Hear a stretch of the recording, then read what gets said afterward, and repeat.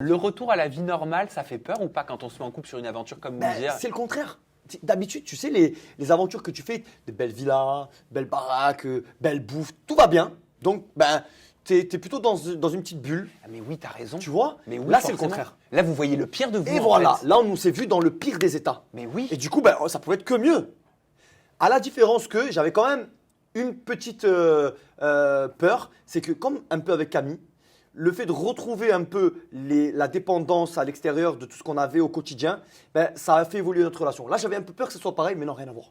Sarah est beaucoup plus mature, elle sait faire la part des choses. Et voilà. Est-ce qu'une histoire à la Rien à Manon voir. Marceau et Julien Tanti peut te faire rêver si tu te projettes avec Sarah? Parce qu'il ne faut pas oublier qu'ils se sont rencontrés sur Moundir. Ah ouais. Et regarde, ils sont mariés, ils ont un enfant. Peut-être Alors. parce qu'ils ont été face à l'adversité. Peut-être, mais sans leur manquer de respect, je ne les connais pas.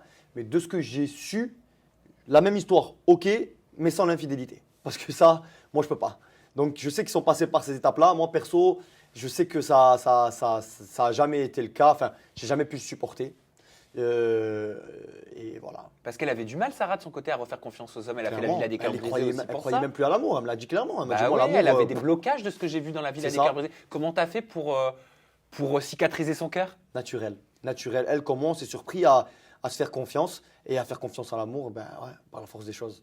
C'est venu tout seul. T'es amoureux? C'est tôt pour le dire, mais je peux t'assurer que j'ai plus peur de me laisser aller. Tu vois, je laisse venir. Je laisse venir et voilà. Peut-être que là, pour une fois, ce ne sera pas un sentiment éphémère. Pas une étoile filante qui passe comme ça, qui est belle, mais qui disparaît. Là, pour une fois, peut-être que ça s'inscrira dans la durée. Vous êtes dans la même ville? Non, mais ça ne nous gêne pas. Parce que on a 1 heure d'avion entre Paris et Nice.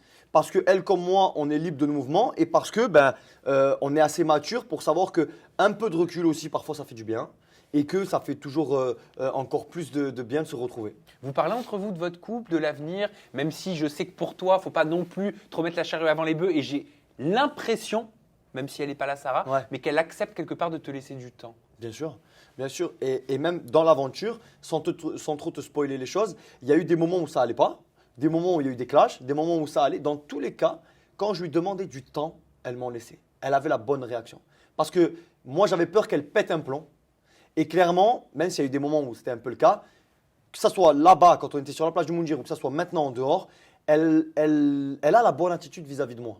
Elle s'emballe pas comme une petite gamine, tu vois. Elle est vraiment à l'écoute de ce dont j'ai besoin. Et voilà, quoi. Qu'est-ce qu'on rêve d'avoir? On rêve d'avoir quelqu'un d'attentionné qui cherche à savoir ce qui nous fait plaisir ou ce dont on a besoin. Et c'est ce que ça a fait.